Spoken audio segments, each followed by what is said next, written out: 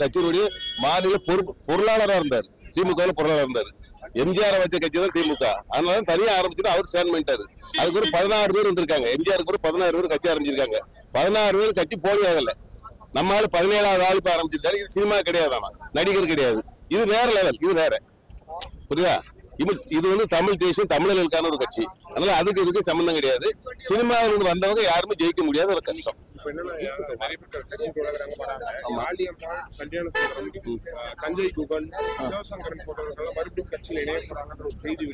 சரி, அது வரவேற்க வேண்டியதான். சீமா வந்து யாரும் விளக்கலையே.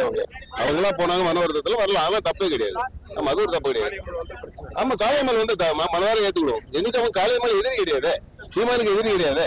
ஆமா, அதனால நாங்க வரவேற்று விடுவோம். கல்யாண சொந்தமா நாங்க வரவேற்று விடுவோம். ஏங்க, அதாவது எல்லாருமே சேர வாழ்க்கையை எரியதான் செய்தாங்க. சீமானால அசிகசிகமா பேசுனாங்க. அப்படி இருந்தாலும் அவருடைய குணம் என்ன, தம்பி வாடா அப்படின்னு தோல்ல கை போட்டு வரவேற்றாரு. ஆமா, அதான் உண்மை சீமானுடைய. ஆனா இதுல இன்னொரு விஷயம், நான் வந்து அதிகமா வந்து என்னன்னா, இப்ப நீங்க விஜய் பத்தி கேட்டீங்க. விஜய் பத்தி நான் சொல்றதுக்கு அதிகமா விரும்பல. ஏன் தெரியுமா? ரசிகர்கள் கூட்டம் ஒரு கூட்டம் இருக்கும். சினிமா வேறு, அரசியல் வேறு. என்ன, அதாவது சினிமா உலகம் வேறு, அரசியல் உலகம் வேறு. அது வந்து அரசியல் வந்து நிஜமான ஒரு வாழ்க்கை. புரியுதா உங்களுக்கு? சினிமா வந்து நிஜமான கிடையாது. உங்களுக்கு தான் தெரியுமா, நடிப்பு அது வேற, இது வேற.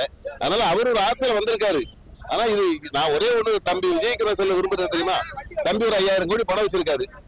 அதை அரசியலுக்கு வந்தாலும் ஜெயிக்க முடியாது. அவன் கரைஞ்சி போயிடும். அந்த பணம் போறாமே கரைஞ்சி போயிடும். ஏன் தெரியும்? நான் எதுக்காக சொல்றேன்னா, ஐயா சிவாஜி கணேசன் ரசிகர்னா, சிவாஜி கணேசனுடைய நிலைமை இன்னைக்கு எப்படி தெரியுது? அவங்களுக்கு பாத்தீங்களா குடும்பம்?